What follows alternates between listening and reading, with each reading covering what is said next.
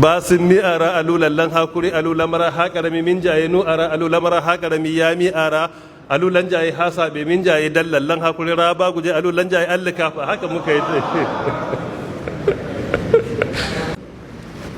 to alhamdulillah assalamu alaikum wa alaikum assalam. Ina addu'an Allah ya ƙara wa rayuwar Sheikh albarka ya kuma yi wasu hajiya rahama, amin ya hayyu ya qayyum. Waye ce kace mun Sheikh? Jiya ban gama bayanin cewa ni almajiri ba ne ko ban muku bayani ba? Mu almajirai ne insha Allah ta'ala, mu almajirai ne. Allah ta'ala ya ƙara wa rayuwar mu albarka na mun amince da haka insha Allah, amin ya hayyu ya qayyum.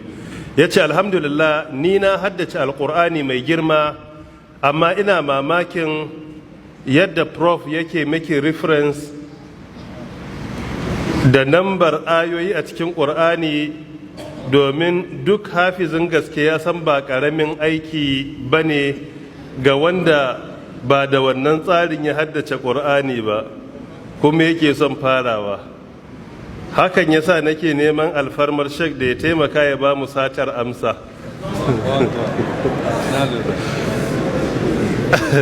To DG Dr. Kabiru Kabu ya ce wai shi ba tambayarsa kenan. To waye ya ce sai ka haddace lambobin? Tambaya nake yi. An tilasta maka ne? In ka ga wani yayi ai ba dole ne sai kai abin da wani yayi ba. Ina fatan an fahimta. Abin da za ka iya muhimmi shine ka haddace Qur'anin, Allah ya sa ya zama hujja gare ka ba hujja a kanka ba. Wanda kuma ka ga yayi mai yiwa Allah ya sauwake masa yadda zai iya yi ne. Mai iya yiwa haka ne Allah ya sauwake. Yadda ka faɗa kace ba da haka kai hadda ba, to mu da yake hadda muka yi na tsangaya, kuma karatun addini gaskiya karatun zaure muka yi, karatunmu na menene na zaure ne, yadda ake zuwa da tsinkiya da ke karatu haka isa ya karatu. Yauwa ba karatu ne irin na aji na nizamiya ana semester ana exam ba, karatun da muka yi na zaure ne gaban malamai dattawa, za mu je da tsinke ana ɗora mana muna yi. Karatun allo kuma na haddan ƙur'ani na allo muka yi, za mu rubuta tun daga farko ka ta da baki kana alu an baki wauzal ba alu baki lallan hakuri min jaye nu'ara alu lan jaye shin mai ruwa ya damal hannu nu'ara alu lamara haƙarami ya mi'ara basin mi'ara alu lallan hakuri alu lamara haƙarami min jaye nu'ara alu lamara haƙarami ya mi'ara alu lan jaye hasa be min jaye dallallan hakuri raba guje alu lan jaye allaka haka muka yi sai ka bi haruffan ka zo kai wasalli ka rika kiran su ɗaya bayan ɗaya tukunna a zo a rubuta. Yanzu yaran yanzu Allah ya sauke musu hadda, shine yanzu yaro kullum wai sai haddace maka rubu'i guda sai ne ta mamaki. Ai mu da sumuni rabin rubu'i sai kai kwana 3 da shi a Allah, kuma za ka yi karatun safe, za ka yi karatun hantsi, za ka yi karatun rana, za ka yi karatun yamma, sannan mu zo mu yi jadare karfe 8 sai kun kai 11 ko 12 na dare, sannan ku kwanta awa 2-3 a tashe ku zo ku yi kuma tashe. To goma a karatu na tsangaya a lokacin muna karatu ya ka san akwai abin da ke cewa kurkur kumkum ko? Ka san kurkur kumkum?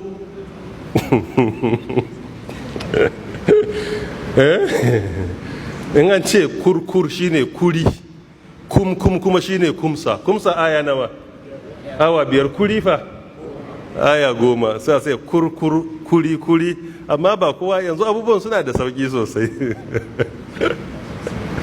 Amma har ga Allah ko a lokacin da muke tsangaya din, when it comes to wai kiyaye nambobin, Allah ya sani tun a lokacin in abu ya faru tun ina tsangaya karami, ina ga a lokacin ban wuce shekara 10 ko 11 ba ina hadda, ko rubu'i ana darasu aka samu matsala sai malam ya juya tambaye sai ce wace aya ce haka yake mini.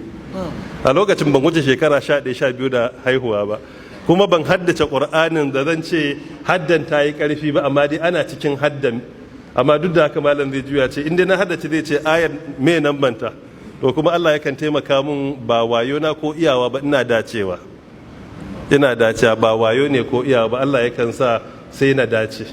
Lokacin muna yara ana hadda, idan na zo zauna kusa da ku kuna karatu a ramma misali yana karanta ar-rahman, ni ina sabbi isma rabbika la'ala misali, wani yana gefe yana Ali Imrana, in muka yi zama da su a yamma bayan la'asar zuwa magriba aka karatu insha Allah ina haddace nawa, ina haddace makwabcina na dama, ina haddace da makwabcina na hagu.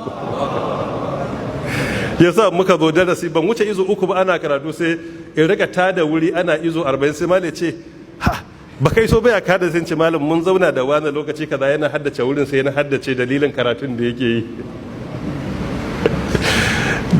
To wannan ba abu ne da ban ai da ba na faɗan ma'ayoyin nan ba, kawai abin da ya faru shine lokaci sai ne karatu in tashi sai mutum ya kira ka a waya wani aminin ka ne da Allah malam ayan nan da aka ja nan wani sura take aya ta nawa ne, to ana yawan damuna da wannan. To dan na magance wannan sai ga kawai idan ɗalibin ilimi ka faɗi nan ba suran ko hadisin ai ka sawwake masa shikenan kawai. To kaga ba kuma tun da aka fara ka ba mai ƙara kira na kiran cewa menene nan ban ayat da aka fa hujja da shi. Wani ma akan aure za ka masa fatawar sai ce ya gaya wa matarsa akwai matsala malam da Allah a cikin nisa'in wace aya ce ta nan ba ta nawa ne. To kaga an aran mai baka ayar ka faɗi nan ban to kai ka huta. Shin yana da Qur'ani kawai sai dauka yayin me ya duba. Wannan kawai sauwake wa ɗaliban ilimi ne dama idan suna bukatan ƙarin bahasi ko wanda ke bukatan ya koma ya make reference da abin da aka faɗa zai zama da sauƙi gare shi. In hadisi ne haka ne. A hadisi kuma saboda mun saba da karatun Qur'anin a farkon karanta hadisi ba haka muke ba, daga baya da muka zo muka fara haddan hadisi za a baka ko aljam'u bayna sahihain ka zo sai ka haddace Bukhari da Muslim gaba daya. To a lokacin muna haddan su ne kuma nakan yi sha'awar na haddace hada nan ban gaba daya, to sai ya zama jiki ba wanda ya tilasta min, amma a sha'awan haddace hadisin sai na ga to za ka haddace ka bi shi da nan ban mana ya fi sauki tun da reference kake nema. Wani za ka ja hadisin sai ya ce maka ai shi bai yadda da shi ba, ai na yake, amma an ka bashi nan ban ai ka kure shi sai ya je ya duba. Wannan kawai shi da ma ba ni ganin cewa sai ka takura kanka. Idan kuma za ka gwada din to akwai dai dan littafi da nake rubutawa akan haddan Qur'ani da kuma kiyaye haddan Qur'ani da kuma ayoyin. Muna aiki akan littafin da harshen larabci ne. In Allah ta'ala ya sa a kammala aiki din za a gabatar da shi gare ka. Yanzu ga Ustaz Isa ai ba da haka ya haddace Qur'ani ba, ya haddace shi, amma nan yake zuwa katun da ya ga ana yi sai ya ga abin ya dame shi ya zama kalubale gare shi, da ya koma ya ta kokari yana naci. Ai yanzu zai wahala a kira ayar da ba zai ba da nambanta ba, musamman idan an ba wasu sun gwada ɗaya biyu gabanin a zo kansa zai iya shiga ya yi sacin a cikin memorinsa kuma sai ya faɗa daidai. So musamman ga wanda suke da karancin shekaru ina da tabbacin idan suna son yi kuma Allah ya sauwake musu hadda ba zai ba su wahala ba. Amma ga wanda shekarunsu ya ja da yawa sai mu ce an yafe musu su je su nemi cefane, kudin cefane da kudin makarantar yara da kudin rent, kudin gidan haya ya fi sauki ko ya fi muhimmanci. A bar matasa da yara da wannan. Allah ta'ala ya samu wanye lafiya.